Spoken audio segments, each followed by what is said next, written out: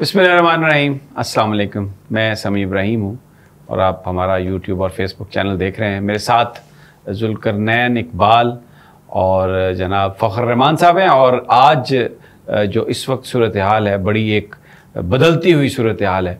नैब बहुत ज़्यादा एक्टिव हो गया और सैकड़ों के हिसाब से इंक्वायरीज़ और रेफरेंसेस जो हैं वो खोल दिए गए हैं। बल्कि राजा परवेज़ अशरफ साहब को तो एहतसाब अदालत के जज मोहम्मद बशीर साहब ने बुला भी लिया और एक बड़ी एक सरासीमगी सी है अपोजिशन में, ख़ास तौर पर पीडीएम के लोगों में। सबके केस खुल गए बड़े बड़े। और दूसरी जानब काजी फायज़ ईसा साहब ने भी आज एक ऑर्डर कर किया है कि 3 अक्टूबर तक, जब तक ये सारा प्रैक्टिस एंड प्रोसीजर एक्ट का फ़ैसला नहीं हो जाता, तब तक 184(3) के तहत जो मुकदमात हैं उनकी समाअत के लिए बेंच तश्कील नहीं दिए जाएंगे। बड़ा अहम है। इसका मतलब है कि बड़े इम्पॉर्टेंट जो केसेस है वो नहीं आ सकेंगे। जुल्करनैन से और फ़खर-उर-रहमान से पूछते हैं। जुल्करनैन, आप क्या देखते हैं इस फैसले को जो काजी फायज़ ईसा साहब ने दिया? देखिए, इसमें जो रूटीन के बेंचेस हैं वो तो उन्होंने एक मेकशिफ्ट अरेंजमेंट कर दिया था। जिस दिन हियरिंग हुई है उसी दिन ही, जिसमें उन्होंने कहा था कि मैं अपने सीनियर 2 जो जजेस हैं उनसे मुशावरत करूँगा, सरदार तारिक साहब से, एजाज साहब से। तो अब जो बाकी रही थी बात 184(3) की कि असल वो मामला क्या है, उसके हवाले से उन्होंने, जो हमारे ज़राए ये बता रहे हैं कि रजिस्ट्रार जो ऑफिस है उसको डायरेक्शन इशू की है कि जब तक प्रैक्टिस एंड प्रोसीजर बिल का डिसाइड नहीं कर लेते, 3 को उसकी समाअत है, 3 को भी शायद फैसला ना हो, 4 या 5 तक जाए वो, क्योंकि 7-8 दरख्वास्त गुजार हैं, बाकी पार्टीज़ हैं, सबको सुनना है, तो एक दिन में शायद पॉसिबल ना हो। तो तब तक जो 184(3) के केसेस हैं उनको समाअत के लिए मुकर्रर ना किया जाए। खासकर जो 184(3) में कुछ तो केसेस हैं डिफरेंट जो पुराने चलते आ रहे हैं, कुछ हैं जो अब नए आए हैं और इंतहाई हसास नौइयत के हैं, जिनमें सिविलियंस के मिलिट्री कोर्ट में ट्रायल का इशू है, 90 डेज़ में इलेक्शन का इशू है, सुप्रीम कोर्ट बार की पटिशन को 32 और 2023 नंबर भी लगा हुआ है। इसके अलावा जो आर्मी एक्ट में जो अमेंडमेंट हुई है और जो ऑफिशियल सीक्रेट एक्ट में अमेंडमेंट हुई है वो भी चैलेंज की गई हैं पाकिस्तान तहरीक इंसाफ की जानिब से, उन दरखास्तों को भी नंबर लग चुका है। उसके वाले से भी ये अहम है। तो 3-4 बड़े इंपॉर्टेंट केसेस हैं जो आगे आने वाले टाइम में काफ़ी ज़ेर बहस रह सकते हैं। इसके अलावा जो रिव्यू है मुमकिन तौर पे नैब केस में वो भी आ सकता है। तो इन तमाम को उन्होंने कहा है कि जब तक ये मामला सेटल नहीं हो जाता जो अच्छा, ये तो बड़ी अहम बात है फिर। अब यानी मजीद कई दिन, 10-12 दिन कोई अहम चीज़ जो है वो उस पर कोई डिस्कशन ही नहीं होगी। तकरीबन 20 तारीख आज हो चुकी है। समीर साहब आप बीच में 3, 13, 14, 2 हफ्ते तो हो गए, ऑलमोस्ट 10-12 दिन है, क्योंकि जो 2 आगे छुट्टियां भी अब निकाल लें, 2-3 जो है वो आ जाएंगी, हफ्ते इतवारे आ जाएंगी, तो हफ्ता 10 दिन की बात है। वैसे भी तो कितने अरसे से, जैसे अगर इलेक्शन की बात करें तो कितने अरसे से वो केस नहीं लगा हुआ था। फौजी अदालतों वाला केस भी काफ़ी अरसे से नहीं लगा, उसमें तो खैर बेंच ही असर नो तश्कील होना है। इलेक्शन वाला केस तो खैर पहली हियरिंग होगी उसकी, और बाकी जो केसेस हैं उनके ऊपर भी अभी सिरे से बेंच तश्कील नहीं दिया गया था। इसलिए उन्होंने मुनासिब ये समझा कि एक दफ़ा लीगल साइड पूरी इसकी हो जाए। तो अभी तो मेक शिफ्ट अरेंजमेंट सिर्फ चलाया है कि लोगों के काम चलते रहे, अदालत बंद ना हो। बहुत ही आप टेक्निकल सी, कानूनी सी बात कर रहे हैं। आम आदमी इस तरह से मेरा नहीं ख्याल चीज़ों को देखता है। और नैब फ़खर-उर-रहमान बहुत तीखा हो गया और उन्होंने ट्रकों के ट्रक जो हैं वो भेज दिए हैं रेफरेंस के, और उधर बेचारे वो चाचू भी जा रहे हैं, भतीजी पहले चली गई, पीपल्स पार्टी वाले भी डर रहे हैं और बड़े खौफजदा से हैं। तो क्या, तो बहुत तेज़ तीखा काम हो गया। क्या हनीमून ख़त्म? मेरा ख्याल है हनीमून तो देखें उसी दिन ख़त्म हो गया था जिस दिन नैब का फ़ैसला आया। और आपको अच्छी तरह से पता है कि सुप्रीम कोर्ट में नैब के फ़ैसले को रुकवाने के लिए क्या कुछ नहीं धमकियां लगाई गई थी और क्या कुछ नहीं बयानात जो थे वो सामने आए थे। किस तरह से आपने देखा कि सुप्रीम कोर्ट जब इलेक्शन की डेट देने चाह रही थी तो उस वक़्त सुप्रीम कोर्ट के बाहर एक हंगामा खड़ा हो गया था और लिटरली सुप्रीम कोर्ट पे एक हमला जो था वो एक दूसरी शक्ल में सामने आया। फिर कौमी असम्बली के अंदर खड़े होकर जिस तरह से सुप्रीम कोर्ट को कहा जा रहा था हम आपके फ़ैसले नहीं मानेंगे, और फिर जिस तरह से हमने देखा था कि जो 3 रुकनी बेंच था साबिक चीफ जस्टिस की सरबराही में, उसमें एक जज साहब जो थे वो कह रहे थे कि ये जो प्रैक्टिस एंड प्रोसीजर का जो मामला है ये पहले तय हो जाता तो फिर इसके ऊपर कुछ करते। तो बहुत सारी चीज़ें थी, लेकिन मेरा ख्याल में वो जो आपने 16 महीने में पहले उनको बहुत इजाज़त दे दी कि वो सारे मुकदमे वापस कर लें, और भी कई नए काम किए होंगे, उनकी भी रिपोर्टें तैयार हो गई होंगी।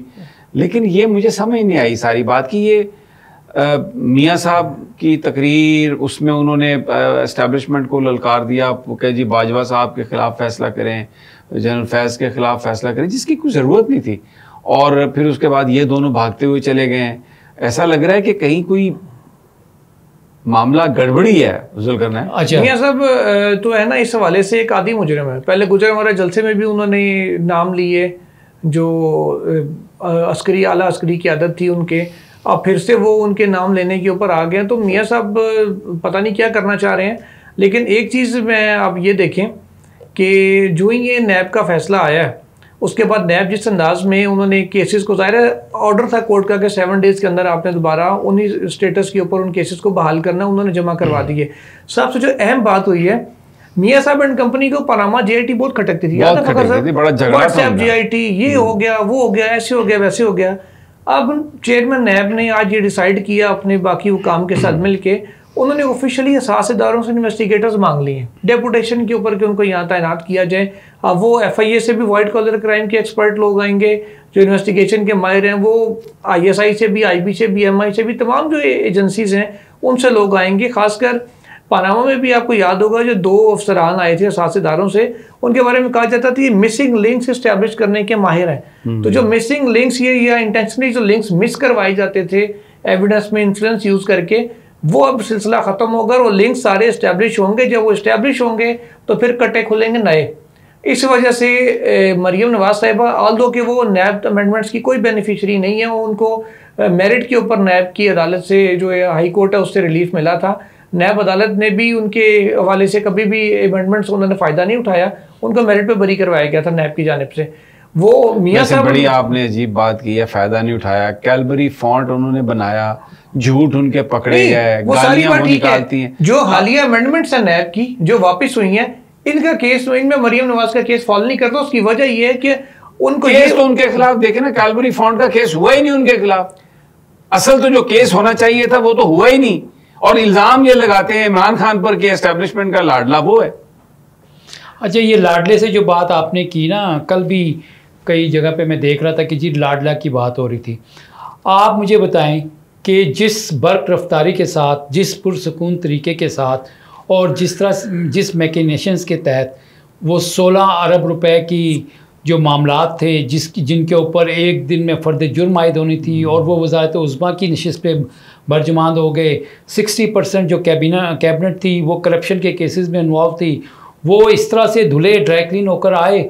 और उसके बाद अब यकसर जो है ना माहौल जो है ना आपको तब्दील नज़र आ रहा है।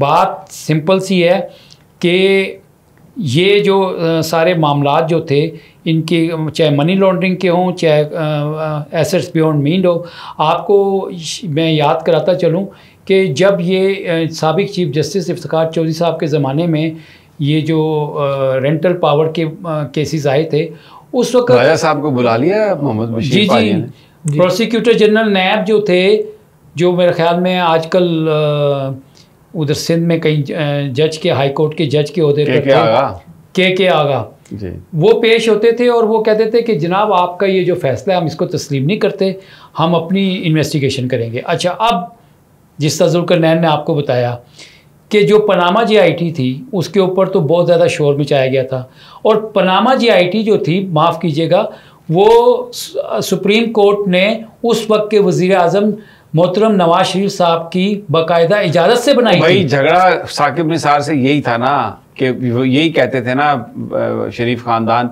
कि आप ये जो JIT है इसको ना बनाएं, तो उन्होंने कहा बेंच ने बनाई है JIT, मैं कैसे उसको रोक सकता हूँ। तो ये बात आपकी सारी सही है, लेकिन मैं जो असल जो नुक्ता जिस पर मैं आके बात करना चाह रहा था ना, अब आप मुझे ये बताइए कि ये जो इनका आपस में जो झगड़ा हो गया है सारा, और जिस तरीके से ये केसेस आगे बन रहे हैं, तो मुझे ये लगता है कि उसकी एक वजह ये है कि जब इनकी गवर्नमेंट थी तो इन्होंने इकोनॉमी के बड़े दावे किए, डॉलर को नहीं ये काबू कर सके। लेकिन जब केयर टेकर्स आए और आर्मी चीफ ने क्रैकडाउन का फैसला किया, डेली की बुनियाद पर डॉलर की प्राइस कम हो रही है, रुपए के मुकाबले में, और ये पहले कहते थे जी इसहाक डार के पास कोई बड़ा जादू है। मुझे ये लगता है कि एस्टेब्लिशमेंट ने ये सोचा कि देखिए हमने ये काम किया, डॉलर की प्राइस को नीचे लेके आए, तो अगर इसी तरह हम करप्शन के हवाले से इकदाम करें तो उससे ये होगा कि मुल्क में कम से कम एक कॉन्फिडेंस आएगा लोगों को। तो इनको किस चीज का क्रेडिट दें? काम भी इन्होंने खराब किया और वही IMF है, वही सब कुछ है। अब डॉलर नीचे जा रहा है, जब इसहाक डार साहब थे तो डॉलर कहां जा रहा था, 340 तक चला गया था। तो मुझे लगता है कि फ्रंट सीट पे आ गई है जनरल आसिम मुनीर, बिल्कुल इस वक्त फ्रंट सीट पे हैं।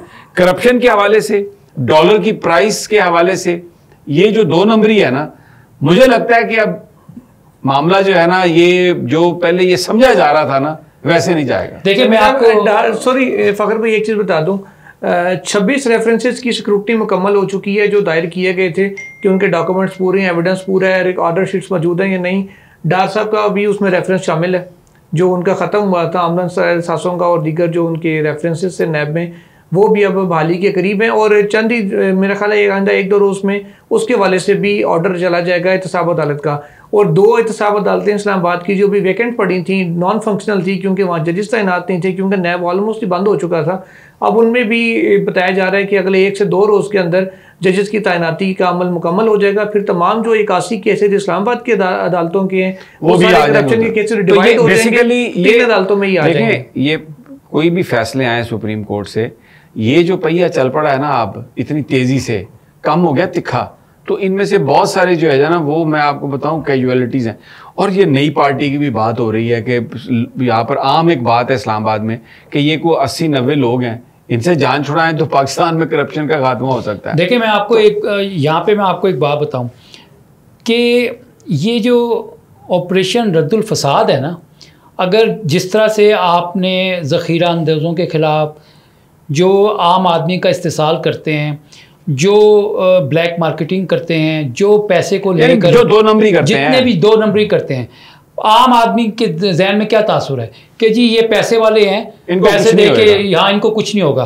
अगर आपने ये इंप्रेशन ख़त्म कर दिया, तो ये तासुर ख़त्म कर दिया, पहली दफ़ा कोई आप देखें, मैं आपको बरमला ये बात कहता हूँ कि अगर आज इस्टेब्लिशमेंट और अवाम के दरमियान में खला किसी ने डाली है तो वो ये करप्ट सियासतदानों ने, ये 13 जमातों का जो टोला था, इनकी वजह से बात करता हूं।